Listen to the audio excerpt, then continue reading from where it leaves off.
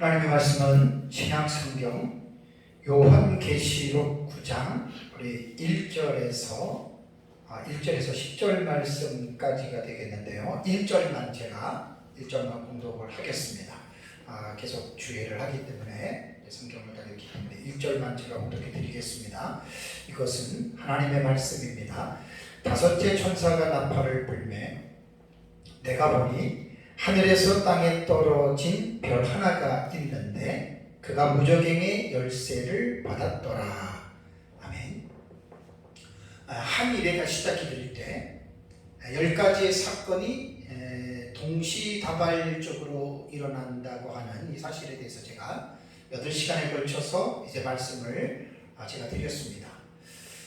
그리고 나서 이제 한 일회가 두 부분으로 나누어지죠. 전 3년반과 후 3년 반 이렇게 나누어지는데 전 3년 반에 이 10가지 사건이 동시에 일어나지만 그 이후에 약 한 5가지 정도가 전 3년 반 기간에 이제 사건이 일어납니다. 지난주 오후 예배 때 설교한 대로 이제 미가엘과 용의 전쟁이 이제 12장 7절에서 12절에 나온 말씀이 그 사건이 일어나고 또 오늘 오전에 말씀드린 공중에 날아가는 독수리가 큰 소리로 외친 그 새 화의 예고도 이제 전 3년 반 기간에 또 일어나고요. 지금 이 시간에 전할 이제 읽은 요한계시록 9장의 첫째 화가 되는 5번째 나팔에 대한 황충화에 대한 사건이 일어납니다. 그 다음에 이제 나머지 2가지 사건은 다음 주에 제가 전할 내용인데 5번째 인이 떼어지면서 천상 제단에서 순교자들이 모여있는 영혼들이 모여있는 장소가 있잖아요. 그 요한계시록이 아니면 그러한 것들을 우리가 이해할 수가 없습니다. 그래서 이제 그들이 하나님께 탄원하는 내용이 나오고 그 다음에 이제 5번째 마지막으로는 이제 계시록 11장에 마지막 시대의 하나님의 사명자들인 두 주민들이 1260일의 사역을 마치고 전 세계적으로 이들이 순교를 당합니다. 그러면서 전 3년 반 기간 동안에 제 도표에 나오는 걸 보면 약 한 15가지 정도의 사건이 이제 일어나는 것으로 제가 이렇게 정리를 했습니다. 이제 이번 시간에는 세화 가운데에서 첫 번째 해당이 되는 이제 첫 번째 화에 대해서 말씀을 제가 드립니다. 오전에 제가 심판을 쓰면서 말씀을 드렸듯이 시청각적인 교육은 기억에 되게 오래 남아요. 그래서 말로 하는 것보다도 시청각으로 보고 하면 그 기억이 훨씬 오래 가거든요. 그러니까 1, 2, 3, 네 나팔은 8장에 이미 불려졌고 4번째 나팔과 5번째 나팔 사이에 8장 13절의 말씀이 삽입이 됐잖아요. 그것이 이제 공중에 날아가는 독수리가 큰 소리로 말한 내용이에요. 큰 소리로 말한 내용인데 그것이 바로 화가 있으리로다. 그 화가 받을 대상은 땅에 있는 사람들에게 라고 이제 이렇게 말했고 그 새 화가 아직 새 나팔이 남았다라고 하는 말은 5째, 6째, 7번째에 관한 나팔이 이제 남았다라는 말입니다. 자, 이제 9장 1절을 보면 5째 천사가 나팔을 불었습니다. 5째 천사가 나팔을 부르니 카이에이도입니다. 그리고 내가 보았다. 참 요한계시록에는 내가 보았다, 카이에쿠사, 그리고 내가 들었다. 이제 이런 얘기. 아까 13절에 오전에 내가 또 보고 들으리 그랬잖아요. 그죠? 그러니까 카이에이돈, 카이에쿠사예요. 그리고 내가 보았고, 그리고 내가 들었다. 이제 이런 표현들이 요한계시록에는 상당히 이제 많이 나옵니다. 9장 1절에도 5째 천사가 나팔을 불었는데 카이에이돈이에요. 그리고 내가 보았다. 자, 에이돈, 내가 보았는데 하늘에서 땅에 떨어진 별 하나를 보았다 그 말입니다. 별 하나가 있는데 그 별이 무저갱의 열쇠를 받았더라. 좀 이상하지 않아요? 별은 무인격체인데 어떻게 무인격체가 무저갱의 열쇠를 받았다 이렇게 말할 수가 있겠습니까? 그러니까 요한계시록에 대한 이 내용을 우리가 읽어보면 묵시적인 표현으로서 기록을 했기 때문에 문학적인 장르로는 그러니까 묵시적인 부분에 대한 기본적인 지식들을 가지고 있어야 됩니다. 그래서 요한계시록은 대부분이 상징의 기법으로 이제 묵시적이죠, 그게 그렇게 이제 기록을 했기 때문에 그렇게 상징적으로 볼 부분도 있고 또 문자적으로 해석해야 될 부분도 요한계시록에는 있습니다. 그래서 여기 보면은 하늘에서 땅에 떨어진 별이 무저갱의 열쇠를 받았다. 그런데 본문을 우리가 이제 주의를 해야 됩니다. 이게 무슨 뜻일까? 자, 하늘에서 땅에 떨어진 별에 대한 학자들의 견해는 두 가지로 양분이 됩니다. 한쪽은 사탄이다. 또 한 부류는 천사라고 이렇게 말을 합니다. 이광훈 목사님의 주석을 보니까 국내외 학자들 15명의 견해를 이제 종합 정리를 했는데 그 중에 3분의 2가 신학자들이 다 사탄으로 해석을 합니다. 하늘에서 떨어진 별은 바로 사탄이다. 우리나라의 김웅조, 조영기, 이상근, 서건태, 박윤선, 이강보, 그 다음에 해외의 비더울프, 그 다음에 핸드릭슨, 그 다음에 왈부르드라고 하는 이 9명의 학자들은 사탄으로 해석을 하고 또 한 3분의 1 정도, 한 6명 정도는 거룩한 천사로 보는데 김재준, 레이크, 존슨, 렌스키, 조지 레드 5분 정도는 이제 이렇게 거룩한 천사로 봅니다. 누가 맞고 오르냐 그런 거는 시시비비를 가릴 필요가 없어요. 어차피 요한계시록은 이제 그 천의 얼굴을 가지고 있기 때문에 보는 사람들마다 입장이 다르기 때문에 그냥 당신은 그렇게 봅니까? 그러면 돼요. 싸울 필요가 없어요. 저는 사탄으로 해석하는 것으로 옳다고 보고 그렇게 해석을 합니다. 지난번에도 몇 번 말씀을 드렸지만 9장 1절에 하늘에서 떨어지는 별 하나가 무저갱의 열쇠를 받았다라고 하는 이 말은 요한계시록 안에서 연결이 되는 계시들이 있어요.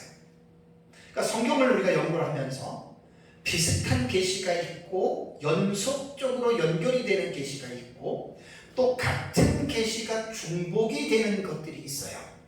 그리고 하나의 사건에 대한 계시가 여기 있다가 또 저쪽에 몇 장을 지나서 있을 수도 있는 이걸 어떻게 보면 조각이다, 파편이다라고 이렇게 윤 목사님은 말씀을 했는데 조각 계시로 볼 수가 있습니다.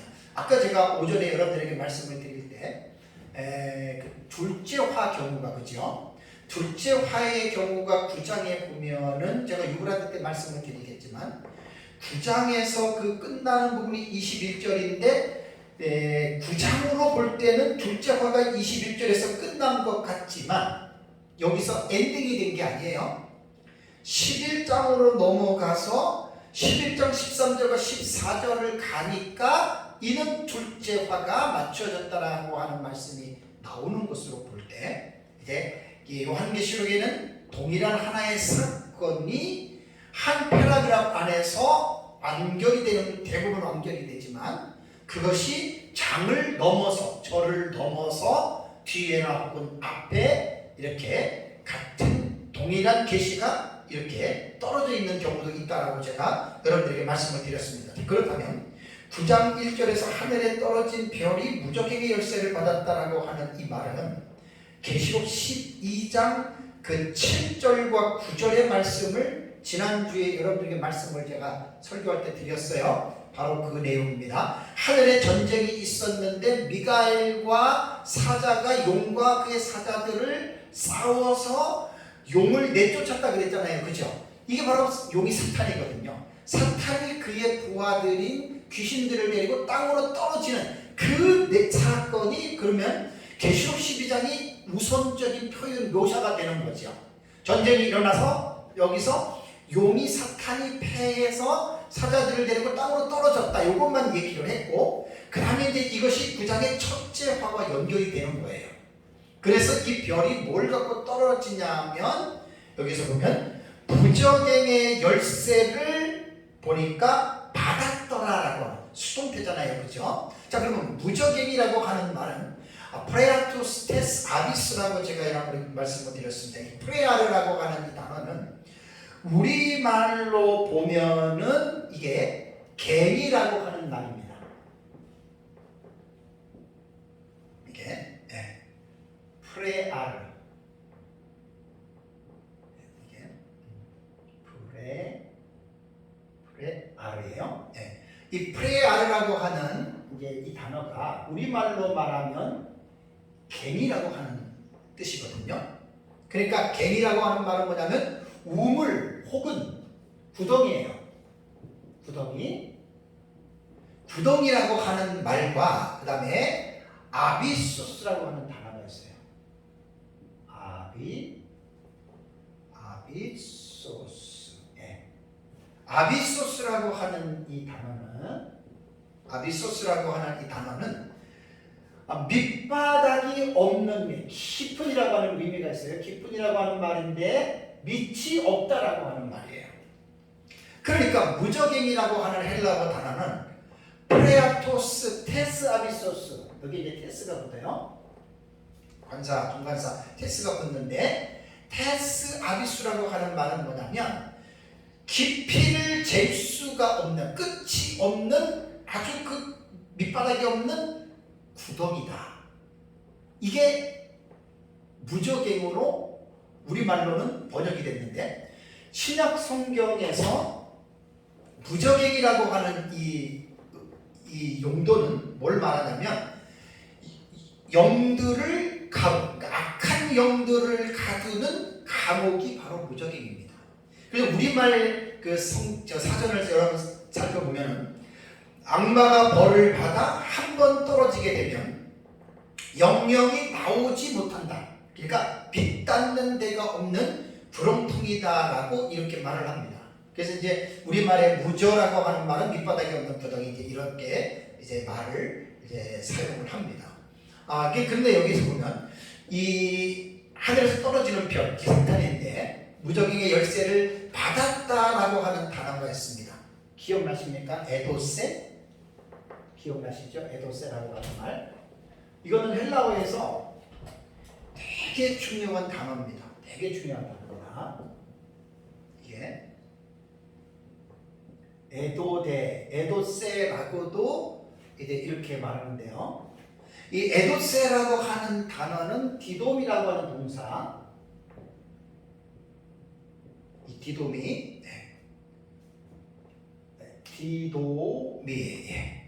디돔이라고 하는 동사에 이것이 수동태예요. 수동태.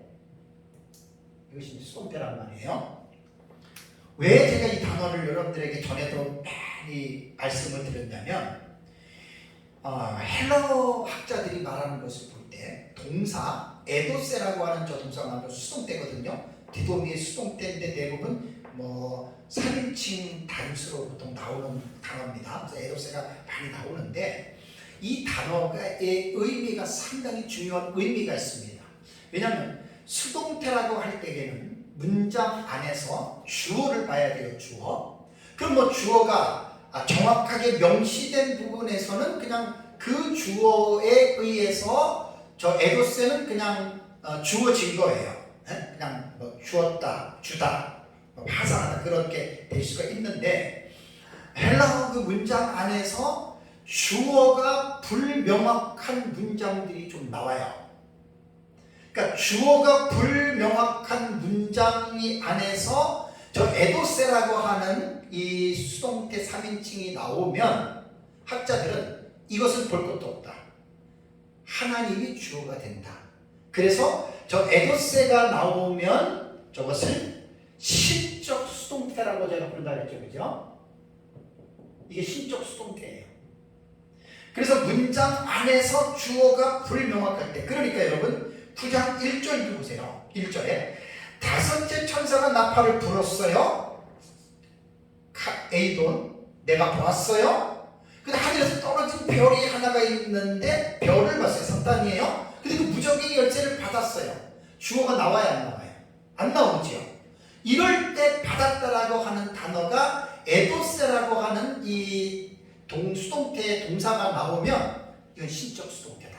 주어가 하나님이다라고 하는 그러한 말입니다. 그러니까 이 문장은 어떻게 보면은 주어가 불명확하니까 사탄이 마치 자기가 무적행의 열쇠를 가지고 좌지우지하는 존재라고 생각할 수가 있는데 아닙니다. 무적행은 악한 영들을 가두는 감옥인데 그 사탄이 자기 마음대로 집어넣었다 그렇게 하는 게 아니라 하나님의 절대적인 주권 하에서 여러분 그 무적행은 운영이 되는 거예요. 그러니까 여기에서 사탄이 이 무적행의 열쇠를 가지고 떨어졌다라고 하는 말은 받았다라고 소개가 되어 있잖아요. 그렇죠? 그러니까 하나님의 섭리 가운데에 하나님께서 무적행의 열쇠를 사단에게 주었다. 왜? 하나님이 하시고자 하는 일이 있습니다. 그것이 첫째와 황충하에서 우리는 이제 이것을 여러분 이제 읽을 수가 있습니다. 2절을 보시면은요. 2절을 보면 그가라고 말했습니다.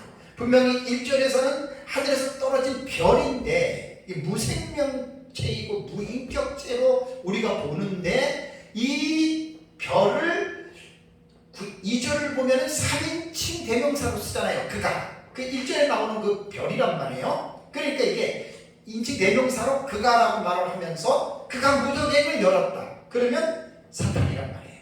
사탄이 무적행을 열으니까 어떻게 됩니까? 그 구멍에서 큰 화덕의 연기 같은 연기가 무적행에서 올라옵니다.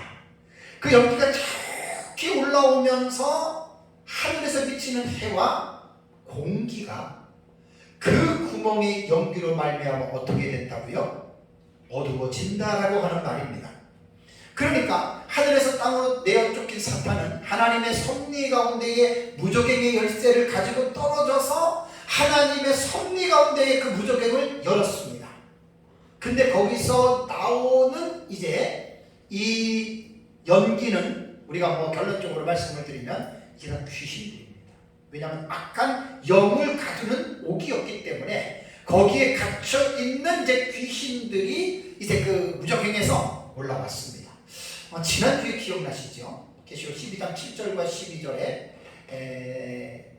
미가엘과 용의 전쟁을 통해서 사탄이 패해서 지상으로 사자들 귀신들을 내리고 쫓겨나잖아요. 그렇죠? 그러니까 공중의 권세를 잡고 있었던 그 위치에서 사탄이 어떻게 해요? 쫓겨가지고 지금 지상으로 내려오고 또 무적행에 가두어 있는 지하라고 표현을 하는데 꼭 뭐 땅속에 있는 그것은 아닙니다. 어쨌든 지하라고 이렇게 말을 하는데 거기서 또 이 귀신들이 거기에서 어떻게 해요? 지금 풀려 나오잖아요. 그죠? 그러니까 여러분 이게 풀무의 연기 같은 연기라고 하는 말은 수많은 귀신들을 비유적으로 여러분 표현하는 겁니다. 그래서 제가 계시록 18장 2절에 힘찬 음성으로 외쳐 이르되 무너졌도다 무너졌도다 큰 성 바벨론이여. 큰 성 바벨론은 세상이거든요. 뭐라고 묘사하냐면 귀신의 초소와 각종 더러운 영이 모이는 곳과 각종 더럽고 가증한 새들이 모이는 곳이 되었도다. 이전에 볼 수 없었던 이 세상이 뭐 노아 시대 때나 뭐 예수님 때라든가 뭐 그 전에 뭐 어떤 때든지 간에 이전에 볼 수 없었던 이 세상에 악한 영들의 천하가 되어졌다라고 하는 이제 그러한 말입니다. 자, 그러면 무적행이 열리면 이 세상은 어떤 상태가 될까? 3절을 볼까요? 또 황충이 연기 가운데로부터 땅 위에 나오매 그들이 땅에 있는 정갈의 권세와 같은 권세를 받았더라. 자, 무적행을 열이 나타나는 현상이에요. 황충이 나옵니다. 황충이라고 하는 이 단어는 아크리스라고 하는 이 단어거든요. 이 아크리스는 메뚜기입니다. 메뚜기. 그래서 여기에서 말하는 아크리스는 메뚜기의 일종으로서 팔레스타인 지방에는 무려 40종류 이상의 메뚜기가 있다 그래요. 그래서 원래 이 황충이라고 하는 이 메뚜기는 메마른 곳에서 번식을 하면서 식량을 찾아서 날아다니는데 학자들에 의하면 보통 5cm 정도이고요. 날개는 자기 키의 2배 정도니까 상당히 그래도 보기에는 적은 건 아니에요. 우리가 보는 그 메뚜기보다는 훨씬 더 큰 거예요. 근데 이들이 무리를 지어서 날아다니는데 보통 그 무리의 폭이 한 300m 정도가 되고요. 그 다음에 길이가 약 한 6km 정도. 그러니까 원당에서 저쪽에 능곡까지 행주대교 건너간 그까지가 6km 정도 되거든요. 그런 그 300m의 길이가 6km 정도의 이 황충 메뚜기 떼들이 위에 몰려다니니까, 그래서 이제 이 황충의 떼가 지날 때에 해가 가리게 되는 거예요. 새까맣게 되니까. 그리고 마치 일식이 일어나는 것 같고, 또 황충의 떼가 지나갈 때는 날개 소리가 폭포 소리처럼 들리고, 또 황충이가 앉아가지고 모든 먹을 수 있는 것들을 갉아먹는 소리는 대초원에서 불이 나서 어떤 풀이 타는 소리와 같다라고 그렇게 주경학자들은 이제 묘사하고 있습니다. 그런데 본문에 나오는 무적행에서 이 황충들이 나온다라고 하는 것을 볼 때, 무적행에는 악한 영들을 가두는 곳인데 정말 메뚜기가 나올까요? 그건 아니죠. 그러니까 이 황충은 자연계의 황충이가 아니라고 하는 것을 우리는 금방 알 수가 있습니다. 곧 악한 영들을 황충 메뚜기로 이제 묘사한 거죠. 비유적으로 그렇게 묘사를 한 겁니다. 그래서 이제 다섯째 나팔이 불려질 때에 결국은 무적행에서 악한 영들이 지금 올라왔다. 그러면 왜 올라왔겠어요? 하나님이 분명히 무적행의 열쇠를 사탄에게 주었잖아요. 에도세라고 그랬어요. 하나님이 주셨어요. 그 이유가 뭐냐? 4절에 보면 나옵니다. 4절을 보면 그들에게 이르되, 여기도 주어는 하나님입니다.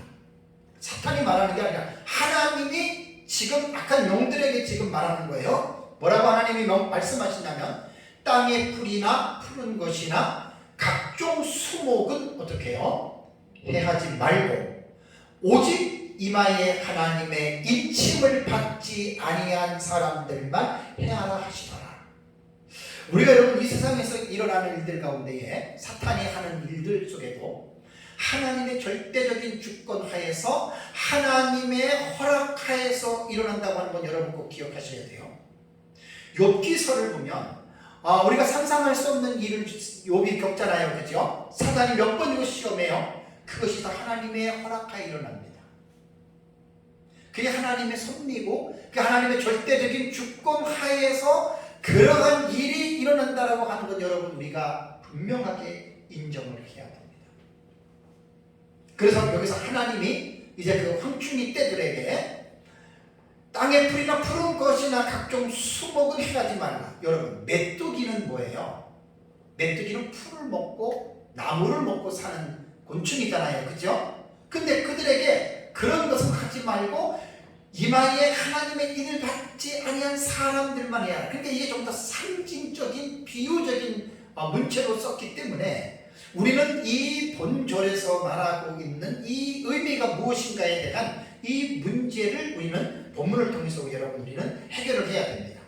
그러니까 황충에게 명령을 하다라는 분이 바로 하나님이신데, 우선 첫째와의 본문을 간단하게 제가 동사를 몇 가지를 말씀을 드리겠습니다. 1절에 보면 무적의 열쇠를 받았더라 에도세, 이것도 그 신적 수동태라고 했습니다. 3절을 보세요.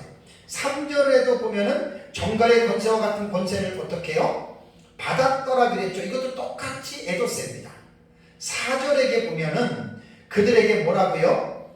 이르시되라고 하는 말도 에르레데라고 하는 이 에도스에서 나온 단어거든요. 그 다음에 5절을 보면은 죽이지 못하게 어떻게 해요? 죽이지 못하게 하셨다. 이것도 에도스입니다.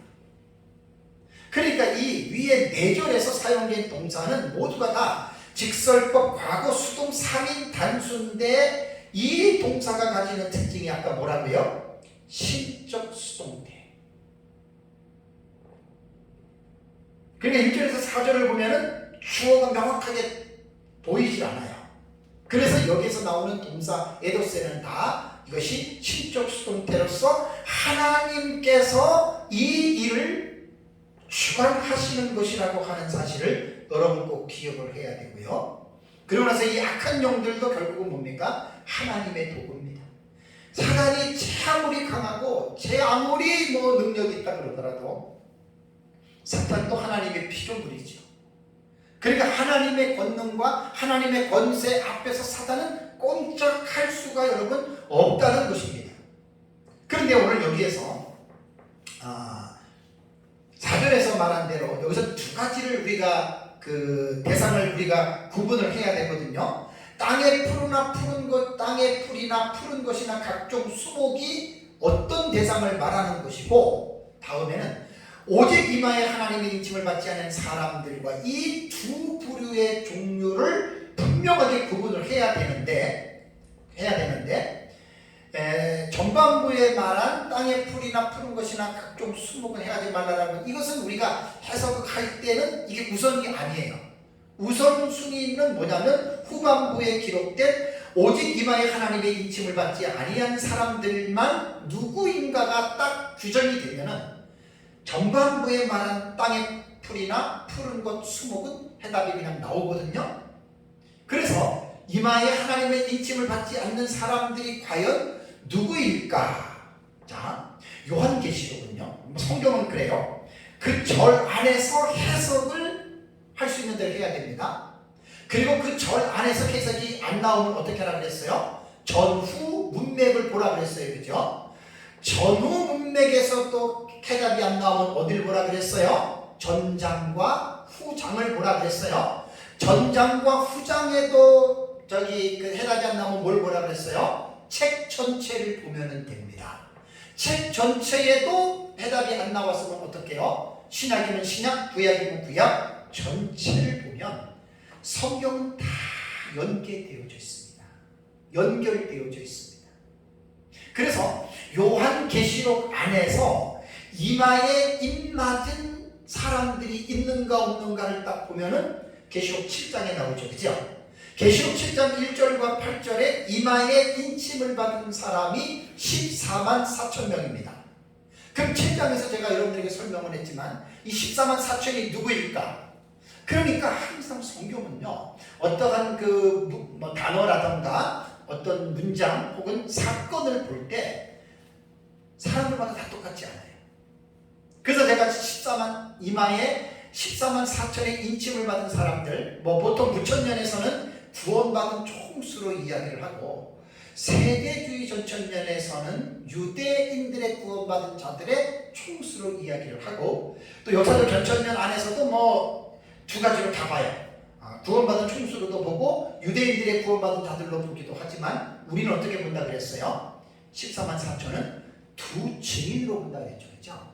두 증인은 마지막 시대에 하나님의 택한 자들을 추수를 마지막으로 하는 하나님의 종들이에요. 사역자들이에요. 그래서 14만 4천은 두 증인이에요. 그러면 계시록 7장에서 14만 4천이 인침을 받았는데, 그러면 안 받은 사람이 누구가 안 받았어요? 계시록 7장에서는. 자, 마지막 시대 종들이 인침을 받았어요. 안 받은 사람은 두 부류가 있죠. 누구예요? 성도들과 불신자들이에요. 그죠? 그러면 지금 이 계시록 9장에서도 첫째 화에서 이마에 인침을 받지 않는 자들이 누구냐? 그러니까 요한계시록 7장의 해석으로 우리가 미루어 볼 때는 두 증인들은 아니에요. 그러면 성도와 불신자 두 부류밖에 없어요. 그러면 이 두 부류가 거기서 4절에 말한 대로 땅의 풀이나 푸른 것이나 각종 수목과 분명하게 구분이 되는데, 이 둘 중에 하나가 성도와 불신자로 딱 두 개가 남는 거예요.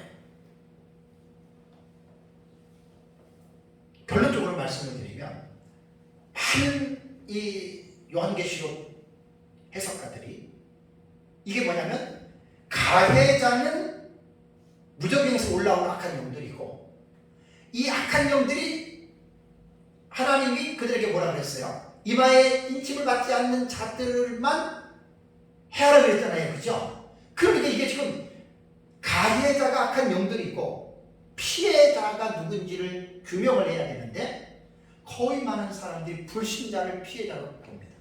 피해자를 불신자. 근데 여기서 한번 생각을 해보세요. 상식적으로. 지금 한 일회가 지금 이게 첫째와 황충화가 뒤에도 나오겠지만 전 3년반이 끝나기 5개월 전이에요. 그래서 전 3년반하고 후 3년반 중간에 바싹 붙여서 첫째와 황충하를 여기다가 묘사했잖아요. 그러니까 5개월 동안에 일어나는 화입니다. 그러니까 전 3년반 마지막 5개월 동안에 그 황충하 뒤에 내용을 보면 너무 끔찍해요. 자, 상식적으로 생각해 볼까요? 사탄이 자기 이제 예수님 재림하면 무적행에 갇혀야 돼요. 1000년 동안. 그리고 무적행에서 나오면 지옥으로 떨어집니다. 귀신들하고. 그 자기가 때가 얼마 남지 않은 걸 다 알아요, 사탄은. 지난주에 그 계시록 12장에서 봤잖아요. 자기 때가 얼마 남은 줄 알고 분이 나서 땅으로 내려간다고 했잖아요. 쫓겨날 때.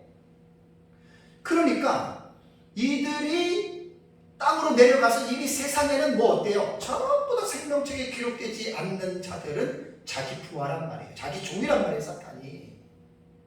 근데 사탄이 뭐가 아쉬워서 불신자들인 자기의 종들, 자기 백성을 갖다가 5개월 동안 괴롭히겠냐고요. 상식적으로 생각해 보세요. 이게 안 맞아요, 논리적으로. 근데 많은 주석가들이 불신자들이 황충하를 피해자를 불신자들로 설정하는데 여러분 그렇지 않습니다. 여기에서 이마에 인침을 받지 아니한 사람들은, 인침을 받은 자는 마지막 때 사역자들인 두 증인이고 인침을 받지 않는 자들은 성도입니다. 불신자는 인침을 받을 이유가 없어요. 인침을 받을 필요가 없다는 이야기예요. 그래서 여기에서 이마에 하나님의 인침을 받지 아니한 사람들은 성도로 볼 때에 전반부에 말한 땅의 풀이나 푸른 것이나 각종 수목은 불신자가 되는 거예요. 그러니까 4절을 다시 보면 하나님이 그들에게, 악한 영들에게 명령했어요. 땅의 풀이나 푸른 것이나 각종 수목 해야지 뭐. 불신자들은 네 백성이니까 자식이니까 건들지 말고 성도들만. 그러니까 두저기는 여기서 건드리지 못하는 거예요. 이마에 인침을 받은 종들이 14만 4천의 하나님의 마지막 사형자들이니까 두저긴들은 건드리지는 말고 성도들만 해하라라고 이렇게 지금 하나님 말씀한 겁니다. 황충하의 해석이 매우 중요하다고 제가 여러분들에게 말씀을 드렸어요. 여기에서 우리는 환난에 대한 성도들에게 미치는 환난이 무엇인지를 황충하에서 여러분 우리는 엿볼 수가 있습니다. 우선 환난에 대해서 이제 황충하의 피해자가 성도들로 지금 규정을 했습니다. 그럼 환난에 대한 이해에 대해서 좀 말씀을 드리겠습니다. 인류 종말의 시대에 이제 교회가 환난을 당하느냐라고 하는 문제는 이제 종말론을 연구하는 학자들에게 매우 중요한 관심사입니다. 언제 환난을 겪을 것인가? 어떻게 겪을 것인가? 환난의 강도는 어떻게 할 것인가? 하나님께서 이 환난을 보호해 주실 것인가? 아니면 성도가 이 환난에 떨어질 것인가? 아니면 안 떨어질 것인가? 여러 가지에 대한 갑론을박이 여러분 지금 일어났습니다. 종말론에 대해서. 그래서 인류 종말의 환난의 유무와 관련하여 이제 휴거설까지 등장을 해서 이제 이 휴거설을 연계를 시키는데, 오전에도 제가 약간 말씀을 드렸는데 제가 알고 있는 휴거설은 대략 6가지입니다. 환난 전 휴거설, 환난 후 휴거설, 환난 중 휴거설, 네 번째는 부분 휴거설, 다섯 번째는 진행적 휴거설, 여섯 번째는 무휴거설. 학자들 나름대로 전부 다 이렇게 이야기를 한 거예요. 환난에 대해서. 세대주의는 7년 환난 전에 교회가 다 공중으로 올라간다. 이게 세대주의의 휴거설이고, 환난이 다 지난 다음에 예수님 재림이 휴거된다. 이게 역사적 전천년의 종말론입니다. 이게 맞습니다, 사실. 그러나 또 그 중에는 어떻게 하나님의 백성들이 환난을 겪을 수 있느냐. 그래서 환난을 당하다가 중간에 휴거가 된다. 이렇게 또 말하는 사람이 있고, 또 어떤 사람들은 부분만 휴거된다. 다 휴거가 되는 게 아니라 이렇게 말하는 사람이 있고, 또 어떤 사람은 진행적 휴거. 그러니까 진행하다가 그냥 쓱 올라간다. 뭐 이런 것들. 혹은 무휴거설. 휴거가 어디 있어? 휴거는 없어. 이렇게 이제 말하는 이러한 이제 설들이 있습니다. 그러니까 우리에게 있어서 가장 중요한 것은 그거잖아요. 성도가 환난을 받느냐 안 받느냐잖아요. 안 받느냐잖아요. 그러면 성도는 결론적으로 환난을 당합니다. 이게 성경입니다. 주님은 서문학교에다 뭐라 그랬어요? 서문학교에 너는 장차하는 고난을 두려워하지 말라. 마귀가 장차 너희 가운데 몇 사람을 옥에 던져 시험을 받게 가리니 너희가 10일 동안 환난을 받으리라. 계시록 2장 10절이잖아요. 그래서 우리는 10일 동안의 환난을 첫째와 황충화로 5개월로 우리는 보는 거예요. 상징이고 다 비유입니다. 다음에 두 번째, 계시록 17장 14절에 신을 입은 큰 무리가 어디에서 나온다 그랬어요? 이는 메가스, 큰 환란이라고 했잖아요. 그렇죠? 큰 환란에서 나오는 거예요. 그래서 우리는 이제 여기에서 계시록 7장에 나오는 신옷 입은 큰 무리를 우리는 누구로 보냐면 예비처로 들어가는 무리로 보잖아요. 그죠? 예비처로 들어가는 무리들. 그러니까 그들이 바로 큰 환란. 그러니까 환란을 겪는 거예요. 요한계시록 12장에도 사탄이 하늘에서 쫓겨 내려와서 남자를 낳은 여자를 받게 한다. 남자를 낳은 여자는 초대교회예요. 그래서 성경을 보면 성도들 환란을 당합니다. 환란을 통과해야 됩니다. 이것이 정상적인 기독교 종말론에서 가르쳐줍니다. 이거는 무천년도 그렇고 전천년도 그렇고 똑같이 환란 통과서를 우리는 이야기를 합니다. 다만 세대 뒤 종말론자들만 환란 전에 휴거해서 성도들은 환란을 겪지 않는다라고 말하는데 그것은 성경적인 지지를 갖기가 어렵고 우리는 그 사실을 동의할 수 없다라고 하는 거 여러분 꼭 기억을 해야 됩니다. 그래서 황충화는 이제 잘 보면은 제가 여러분들에게 말씀을 좀 드렸지만 황충화 첫째 화가 되게 중요한데 이 황충화는 성도들이 겪는 거예요. 그러니까 피해자가 성도들이에요. 그럼 왜 성도들이 이 화를 겪어야 되느냐? 그래서 이 황충화는 믿음의 시금석인 화라고 제가 전에 말씀을 많이 드렸습니다. 그러니까 마지막 때에 이제 후 3년반이 여기 여러분 도표를 보시면 전 3년반 끝나고 5개월이 지나면 곧바로 후 3년반이 되잖아요. 이 후 3년반이 사실은 대환란이에요. 세대주의는 7년 전체가 대환란으로 보는데 그렇지 않아요. 역사적 전천년과 7년을 똑같이 보지만 환란에 대한 이해는 달라요. 우리는 이미 7년 환란 속에 교회도 들어가 있고 세대주의는 교회를 빼버렸잖아요. 근데 그거는 아니에요. 그래서 마지막 때에는 13년반의 대환란은 다니엘도 말했고 예수님도 말했고 사도 요한도 말한 이 대환란은 분명히 역사 세계 속에서 다가옵니다. 닥칩니다. 그러면 여기에서 우리는 환란 통과설이라고 해가지고 그러면 하나님의 백성들이 이 대환란을 다 겪어야 되느냐? 그것은 아닙니다. 우리는 반반으로 봅니다. 왜 반반이냐면 후 3년반에는 지구 전체 지구상에 이 대환란이 적그리스도에 의해서 거짓 선지자와 음녀들에 의해서 대환란을 겪거든요. 불신자들은 다 적그리스도를 메시아로 경배하고 성도들은 경배하지 않아요. 근데 이 후 3년반에는 계시록 13장에 여러분이 봐서 알지만 적그리스도에게 경배하지 않는 자들은 다 죽여요. 그럼 후 3년반에 모든 성도들이 다 후 3년반에 떨어지냐? 아니에요. 황충화가 후 3년반 대환란에서 환란을 겪느냐 아니면 환란을 겪지 않느냐를 결정적으로 해주는 이 화가 첫째와 황충화예요. 그래서 이제 이 황충화가 사탄에 의해서 성도들이 이제 고난을 당하는데 이 고난을 당할 때 성도들이 믿음으로 이 믿음의 시련을 이기느냐 아니면 너무 힘들어서 이 믿음의 시련을 포기하고 지느냐의 유무에 따라서 후 3년반 대환란에 예비처에 들어가서 대환란을 겪지 않고 보호를 받을 수 있고 예비처를 들어가지 못한 사람들은 계시록 12장 10절에 여자의 남은 자손이라고 그랬어요. 그러니까 여자의 자손들만 예비처 들어가고 믿음 안에서 충만하게 성령으로 충만하게 살지 않고 믿음에 진 사람들은 마치 미르는 5 처녀처럼 혼인잔치를 못 들어가고 예비처를 못 들어가고 후 3년반 대환란에 떨어져서 이들은 엄청난 고난과 핍박과 환난을 여러분 이들이 겪어야 된다라고 하는 거예요. 그래서 첫째와 이 황충화는 뭐가 중요하냐면 이 화는 하나님께서 성도들에게 악한 영들에 의해서 성도들이 지금 시련을 당하고 핍박을 받잖아요. 이게 하나님 허락한 거예요. 그래서 이것을 가지고 하나님이 뭘 하느냐? 테스트를 하는 거예요. 테스트를.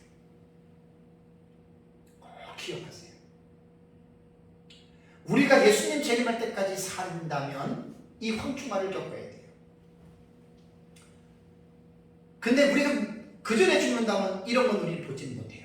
그러나 예수님 재림할 때까지 사는 사람들은 반드시 첫째와 황충화를 겪는데 이것은 하나님께서 시금석이에요. 믿음을 실현하고 그 다음에 거기에서 믿음이 진짜인지 가짜인지에 대한 하나님께서 어떻게 보면 성도들에 대한 하나님의 믿음에 대한 심판이라고 볼 수가 있어요. 사실 요한계시록에서 성도들에게 있어서는 첫째 화가 되게 중요해요. 불신자들에게 내리는 화가 아니거든요. 그래서 이 첫째 화에서 이겨야 됩니다. 그래야 이제 후산연반 대환란에 예비처를 들어가느냐 아니면 떨어져서 대환란을 겪느냐. 근데 여러분 만약에 열천의 비유가 나는 가장 적답하다고 봐요. 아마 열천의 비유가 나는 이 상황을 두고서 저는 예수님 말씀하셨다고 저는 봅니다. 왜냐하면 열처녀 비유에서 미련한 5처녀를 지옥 갔다 우리는 그렇게 해석하지 않아요. 그 본문을 깊이 있게 추리하면 열처녀 다 구원받은 자들이에요. 그래서 혼인잔치라고 하는 말은 세대주의자들이 말하는 공중혼인잔치를 말하는 것도 아니고 무천년주의자들이 말하는 천국을 말하는 것도 아닙니다. 마태복음 25장에 나타난 열처녀 비유는 저는 예비처를 들어가느냐 못 들어가느냐에 대한 나는 이 사건에 대한 예수님의 비유라고 저는 해석을 합니다. 자, 10명의 처녀가 다 신랑을 맞이하러 나갔죠. 마태복음 25장은 24장 종말론과 연결이 된 장이에요. 그러면 신부와 신랑의 관계는 교회 성도와 예수님의 재림의 관계예요. 그래서 혼인잔치는 예수님과의 그 결혼을 통해서 천년왕국을 들어가는 것을 우리 역사를 전체적으로 해석을 합니다. 이게 우리의 정확한 해석이에요. 그러니까 이런 해석의 논리로 볼 때 황충화에 나오는 이 믿음의 시련은 예비처를 들어가느냐 못 들어가느냐에 대한 결정은 누가 하느냐? 그 시대에 살고 있는 성도들 각 사람이 결정하는 거예요. 여러분, 구원은 인간이 결정하는 게 아니에요. 100% 하나님의 선택 속에서 이루어져요. 그러나 구원받은 사람이 이 세상을 살 때에는 자기 의지를 자기가 책임져야 돼요. 가만히 있는데 하나님이 우리를 등 떠밀어서 너는 슬기로운 자가 되고 너는 미련한 자가 되라 이렇게 하나님 말하지 않아요. 하나님은 모든 성도들에게 사람을 책임적인 존재를 지었기 때문에 각 사람이 자기가 알아서 하나님의 말씀을 깨닫고 자기가 알아서 의지적인 결정을 하도록 자유의지를 하나님이 주셨다고 하는 것 여러분 꼭 기억을 해야 됩니다. 자, 황충화에 대한 사건에 어느 정도 그 고통이 있는지 한번 5절과 6절을 볼까요? 보세요. 그러나 그들을 죽이지는 못하게 하시고 5달 동안 괴롭게만 하게 하시는데 그 괴롭게 함은 전갈이 사람을 쏠 때에 괴롭게 함과 같더라. 그날에는 사람들이 죽기를 구하여도 죽지 못하고 죽고 싶으나 죽음이 그들을 피하리로다. 여러분 5절과 6절에도 이 주어가 명령권자가 누굽니까? 하나님입니다. 만약에 사탄이 주어가 돼서 사탄이 자기 졸개해드린 귀신들에게 만약에 이 명령을 하달했다라고 생각한다면 사단은 세상에 왜 왔어요? 사람을 죽이려고 왔잖아요. 많이 죽이고 있잖아요. 그러니까 이 황충화에서 피해자가 불신자가 될 수 없는 거예요. 죽이지는 못하게 했다. 하나님의 지금 섭리 속에서 이 첫째 화가 지금 이루어지는 것입니다. 근데 황충화의 특징은 뭐냐? 5달 동안 제한된 화입니다. 5달 동안만 괴롭게 하시는데 근데 그 괴로움이 어느 정도예요? 전갈이 사람을 쏠 때 그렇게 한 것 같더라고요. 저는 전갈에게 쏘여본 적이 없습니다. 독이 엄청나게 아프다 그러잖아요. 그런데 보세요. 그날에는 황충화가 이 지구상에 일어날 때, 이게 첫째 화, 땅에 사는 사람들에게 화가 있다 그랬잖아요. 그죠? 사람들이 죽기를 구하여도 죽지 못하고 죽고 싶으나 죽음이 그들을 피하리로다. 얼마나 고통스러웠어요.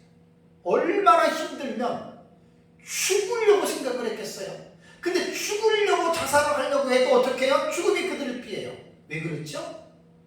하나님이 특별하신 하나님의 섭리하에서 이루어지는 화이기 때문에 아무리 고통스러워도 악한 영들은, 가해자들은 성도들을 죽일 수 없습니다. 그래서 이제 하나님은 황충들에게 해롭게 하는 권세를 주셨고 5개월 동안인데 괴롭히기만 해라 이렇게 말을 한 거예요. 자, 근데 여기서 괴롭게만이라고 하는 이 단어, 이 이제 동사를 우리가 잘 봐야 됩니다. 이게 보면 바사니사데스 온타이라고 하는 단어입니다. 단어가 좀 길어요. 이것은 동사 바사니조라고 하는 고문하다 혹은 고통을 주다라고 하는 이 동사의 직설법 미래고, 이것도 수동 3인 복수입니다. 그들이 괴롭힌다 이거예요.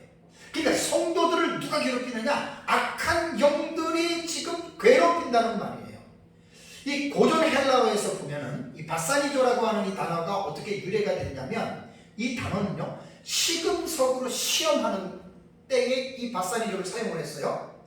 또 그래서 그것을 어떤 마찰해서, 그것을 막 마찰해서 진짜임을 시험하는, 이게 이제 시금석이라는 거잖아요. 금속을 그 시금할 때, 실현할 때 어떻게 난 문대잖아요, 그죠? 그러면서 그것이 진짜인지 가짜인지를 보는 거예요. 참 이 단어를 제가 연구하면서 참 놀란 게 뭐냐면, 이 바사니조라고 하는 단어는요 법정에서 어떤 사실을 알아내기 위해서 고문을 시키다라고 할 때도 이 바사니조라고 하는 이 단어를 사용했다 그래요. 그래서 신약 성경에는 12번 나오는데 이 바사니조가 학대하다, 괴롭히다, 고통을 주다라고 하는 일반적인 의미로 이 단어가 사용이 됐습니다. 그러니까 하나님이 지금 악령들을 통해서 성도들을 5개월 동안의 화를 주고 고통을 주는 것은 테스트예요. 테스트. 하나님의 시험, 템테이션이 아니에요. 템테이션은 마귀가 인간을 넘어뜨리기 위해서 유혹하는 거고, 테스트는 시험하는 겁니다. 그래서 하나님은 이 황충화를 통해서 이제 93년반 대환란을 앞두고 성도들에게 믿음의 시련하는 거예요. 끝까지 너희들이 어려움과 고통 속에서도 예수 그리스도를 믿는 이 믿음을 포기하지 않고 너희가 가느냐? 너희가 끝까지 하나님의 말씀과 성령으로 충만해서 이 세상의 죄악과 싸워서 지지 않고 넘어지지 않고 이기느냐? 마지막 때의 황충화는 대단한 중요한 의미를 담고 있는 성도들에게 주어지는 믿음의 시금석이라는 말이에요. 그러니까 이런 것들을 사람들이 해석하기가 참 못 보더라고요, 이 부분들을. 그래서 저는 이제 민병성 목사님이 스승한테 배운 걸로 좀 너무나 잘 보셨다라고 하는, 참 이건 너무 기가 막힌 아주 그 해석입니다. 그래서 이제 황충화의 특징은 뭐냐? 성도들을 알곡이냐 쭉정이냐를 구분하는 거예요. 여기서 오해가 가지 말아야 될 것은 구원론으로 말하는 게 아니에요. 구원론으로 말을 한다면 알곡은 천국이고 쭉정이는 지옥이라는 그런 뜻인데, 여기서 황충화는 그게 아니에요. 이미 구원받은 자들이에요. 다만 후 3년반 대환란에 빠지느냐 아니면 보호를 받느냐, 거기에서 이제 알곡과 쭉정이라고 하는 용어를 쓰는 거지, 구원론적인 의미에서 알곡과 쭉정이로 우리가 사용하는 게 아닙니다. 이단과 사이비 시한부 종말론자들이 요한계시록을 알지 못하면 지옥 간다 이렇게 말하거든요. 요한계시록을 알아야지만 천국 간다는데 그 사람들이 그렇게 이단 소리 듣는 거예요. 천국과 지옥은 예수를 믿느냐 안 믿느냐에 달린 것이지, 요한계시록을 아냐 모르느냐에 따라서 천국 지옥 가는 거 아닙니다. 그 성경에 없는 얘기입니다. 그러니까 이단 소리를 듣는 거예요. 그러니까 이것은 뭐냐면 아까도 말씀드린 대로 땅에 있는 자들에게 화가 있을 것이라고 공중에 날아가는 독수리가 말했잖아요. 그죠? 땅에 있는 자들은 성도도 들어가요. 그래서 우리는 환난 통과서, 환난을 겪는다는 말입니다. 성도들이. 그래서 이 황충하는 5개월 동안의 한정된 기간에 하나님이 성도들을 테스트. 여러분, 이 테스트 참 중요합니다. 제가 한 가지만 잠깐 말씀을 드릴게요. 이번 주 화요일 날에 원래 이제 우리 둘째 딸하고 사위가 교회에서 일찍 휴가를 받았습니다. 그러니까 이제 오늘부터 휴가니까 이제 자기네들이 뭐 제주도를 가고 싶다 그래가지고 우리 둘째 사돈 또 거기 목사님이시니까 또 그때 사위는 강도사고 그래서 이제 또 제주도에 우리 큰 사돈 선교사님이 계시니까 이제 큰 딸에 그래서 이제 같이 좀 만나려고 그 계획을 한 거예요. 그런데 4월 달부터 에스라 사역을 제가 한 달에 한 번씩 하잖아요, 그죠? 딱 그때 기도하면서 결정한 게 마지막 주 화요일이에요. 공교롭게도 더블이 된 거예요. 그래서 이미 한 달 전쯤에 이 사실이 나왔고, 그래서 결정을 했습니다. 그래서 제가 이제 그 에스라 사역의 원장이니까 제가 결정을 하는 거니까, 맞아. 애들이 그렇게 되니까 주일날이니까 이제 월요일날 아침에 일찍 가서 뭐 제주도에 있다 와야지라는 생각을 왜 안 들었겠어요. 그런데 저는 먼저 하나님 앞에 우리 에스라 대한 에스라 성서 연구원 목사님들과 약속을 한 게 매주 마지막 주 화요일이라는 거예요. 그러니까 내 개인의 어떤 그 편안을 위해서 내 개인적인 일 때문에 공식적인 이 모임의 날짜를 바꾼다라고 하는 것은 나는 편하지만 나는 하나님이 그 기뻐하지 않기 때문에 에스라 사역을 13년 동안 제가 하면서 이것은 철칙으로 제가 삼았습니다. 뭐 내가 아파서 병원에 들어가거나 뭐 무슨 문제가 있어가지고 그러면은 날짜를 옮겨도 무슨 일이 있어도 내 개인적인 사생활이나 이런 것들은 다 포기를 하고 공식적으로 세우는 일정에 제가 따른 거예요. 안 그래도 저도 그 얘기를 들을 때 그러면 에스라 모임을 뭐 한 주 늦춰도 되고 넘어가도 되고 그건 상관이 없어요. 제가 결정하는 거니까. 근데 제가 하나님 앞에 13년 동안 제가 딱 서 있는 제 입장은 그런 입장이에요. 그래서 제가 그래 가기는 가자. 그럼 언제 가느냐? 에스라 제가 강의가 있다. 화요일 날. 한 달에 한 번이니까 해야 되고 밤에 가자 그래서 밤에 비행기표를 예매를 했습니다.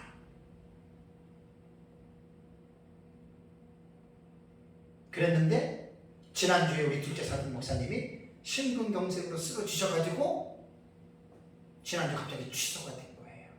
자, 만약에 제가 이건 내 입장을 생각해서 모임을 한 주 미뤘다고 생각해 보십시오. 근데 이 일은 예기치 않게 그런 일이 벌어져서 모임이 거기가 취소가 됐잖아요. 그죠? 어떻게 생각하세요? 제가 지난달에 들었고 이번 달에 들었고 하나님이 저를 테스트한 게 테스트. 이런 의미라는 말이에요. 이거는. 네가 진짜 하나님이 아브라함을 시험하실 때 이삭을 제물로 바치라고 했을 때 왜 그랬어요? 그 창세기 22장에 보면은 이 일 후에 하나님이 아브라함을 뭐 하시기 위하여? 시험하시기 위하여 아브라함을 불러서 내 독자 이삭을 바치라고. 그게 테스트예요. 테스트. 그러니까 이 황충하는 하나님을 다들 믿는다 그러잖아요. 교회 성도들이 하나님을 하나님 사랑한다고 그러고 교회 사랑한다고 말은 하잖아요. 하나님 테스트합니다. 제가 20년 전에 권사님 기억날 거예요. 저쪽에 있을 때 제가 이 설교 많이 했어요. 이때요. 시험하시는 하나님 해가지고 이 템테이션이 아니에요. 테스트예요. 테스트. 하나님은 우리를 분초마다 시험하십니다. 그 욥이 고백을 했습니다.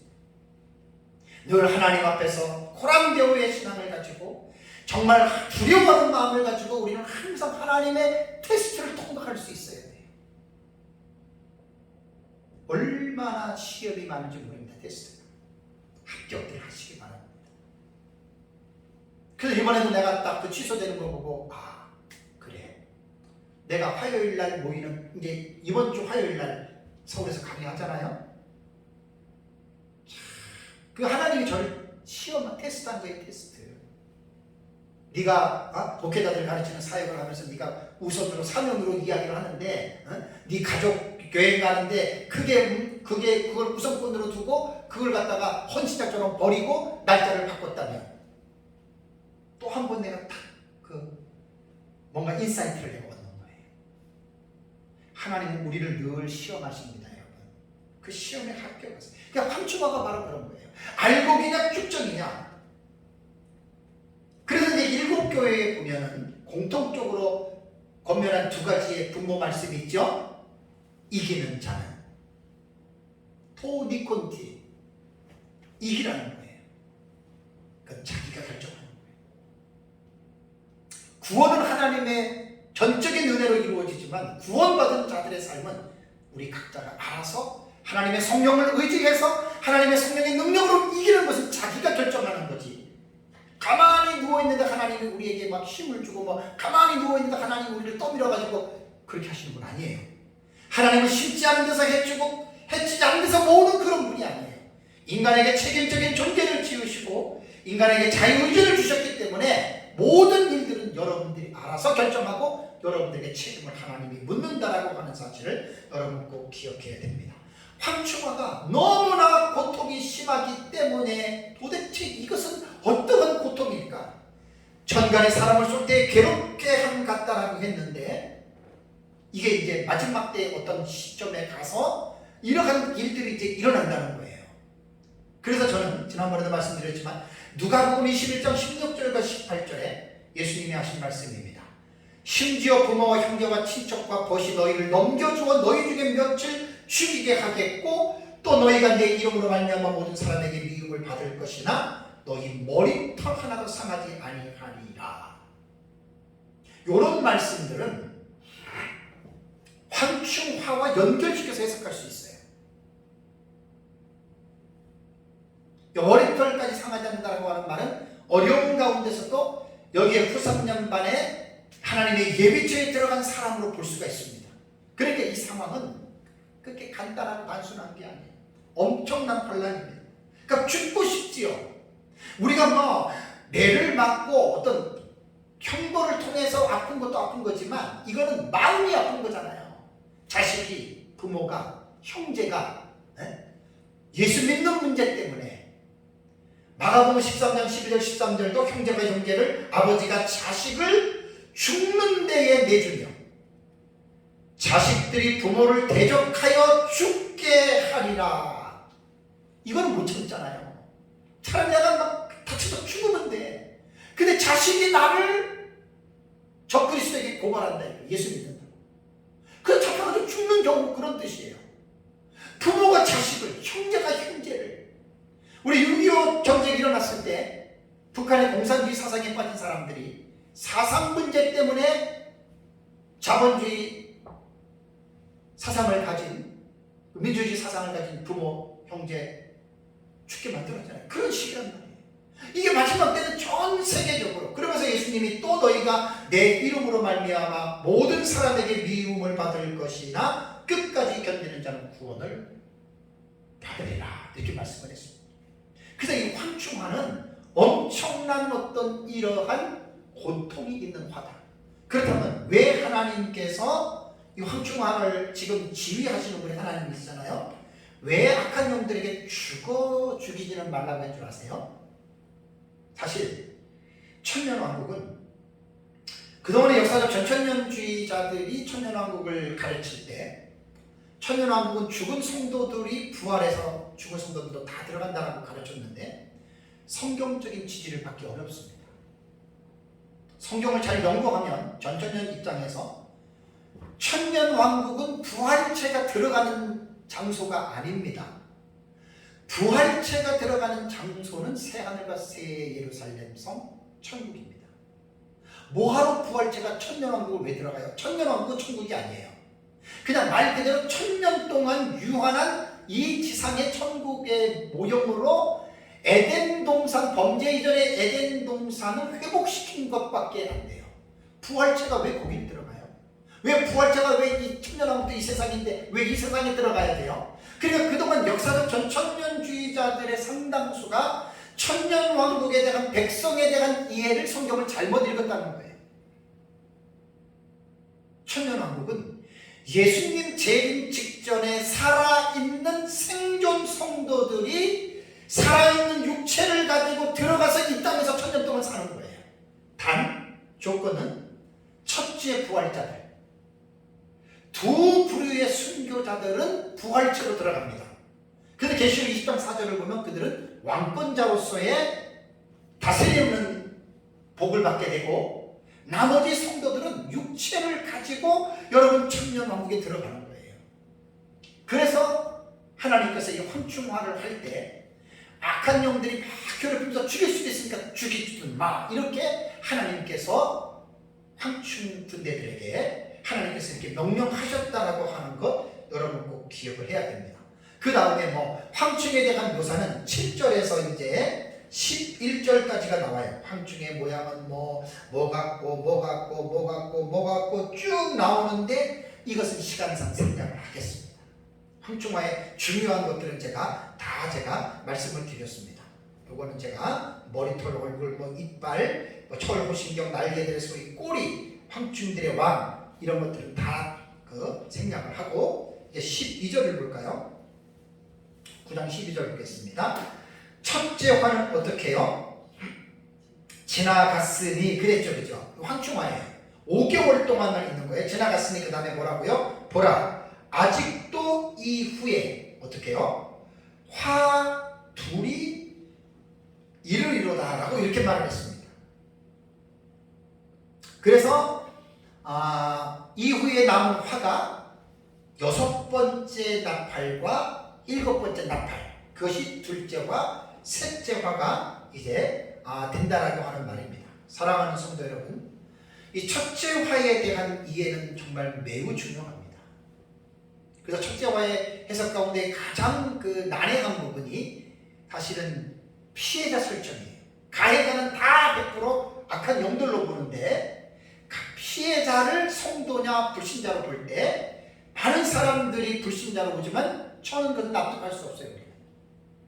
성도입니다. 그래서 제가 황충화에 대한 이 화는 교회의 초대 교회의 성도들에게 있어서 정말로 너무나 중요한 이 내용 꼭 알고 있어야 돼요.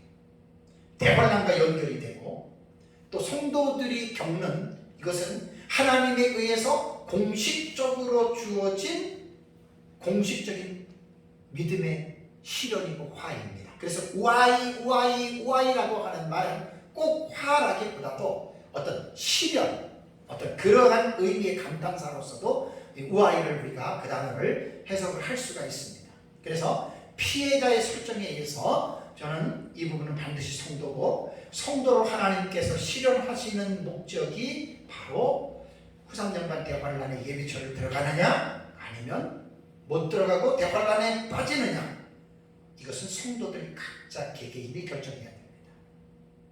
그래서 열처녀 비유에서 미련한 슬기로운 다섯 처녀는 기름을 준비한 것은 그 준비성, 예비성을 말하는 거예요. 그래서 마지막 때에 우리가 예수 믿고 구원받았으니까 된 게 아니라 구원받았기 때문에 우리는 깨어서 하나님의 말씀을 통해서 준비하는 삶을 살아가자라고 하는 것입니다.